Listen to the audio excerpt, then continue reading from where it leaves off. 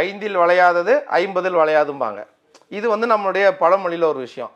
ஆனால் இப்போ நம்ம அந்த இயற்கை மருத்துவத்தை பொறுத்த வரைக்கும் என்ன சொல்கிறோன்னு பார்த்தீங்கன்னா, ஒரு விஷயத்தை நீங்கள் 48 நாள் தொடர்ந்து செஞ்சிட்டீங்க அப்படின்னா, உதாரணமாக ஒரு மண்டலம் 48 நாளுங்கிறது, ஒரு மண்டலம் நீங்கள் செஞ்சிட்டிங்கன்னா ப்ராக்டிஸ் ஆயிருங்கிறாங்க.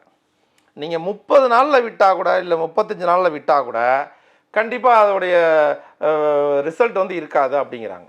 அப்படிங்கும்போது உடற்பயிற்சி என்பது ரொம்ப முக்கியமான ஒரு விஷயம் நம்ம லைஃப்பில். இன்றைக்கி நிறைய பேர் வந்து உடற்பயிற்சிங்கிறது செய்கிற பழக்கமே கிடையாது. ஸ்கூலில் ஒரு பாடம் படிச்சிருப்போம் இல்லைங்களாப்பா, என்னென்னா நம்மளுடைய வெப்ப ஆற்றல் தான் இயக்காற்றலாக மாதிரி ரயில் கண்டுபிடிச்சாங்கன்னு சொல்லி கொடுத்துருப்பாங்க இல்லைங்களா. உதாரணமாக அந்த டீ ஜக் மாதிரி வச்சு அதில் வந்து வெப்பம் அதிகமாகி அது வச்சு தான் ரயில் இன்ஜினை இழுக்குதுன்னு ஒரு பாடம் சொல்லி கொடுத்துருப்பாங்க. இதே கான்செப்ட் தான் உடம்புல இருக்க அனாட்டமிக்கும் பார்த்தீங்கன்னாக்க ஆல்மோஸ்ட்டு ஒரு வெப்பாற்றல் தான் இயக்காற்றலாக மாறுது. அப்போ உடம்புங்கிறது எவ்வளவு நம்ம வார்ம் அப் பண்ணணும் இல்லையா. கரெக்ட். அப்போ அந்த வார்ம் அப் பண்ணாததுனாலேயே நிறைய பேருக்கு பார்த்தாக்க நிறைய ஆர்கன் கிளாண்டுகள் வேலை செய்யாமையே போயிடுது.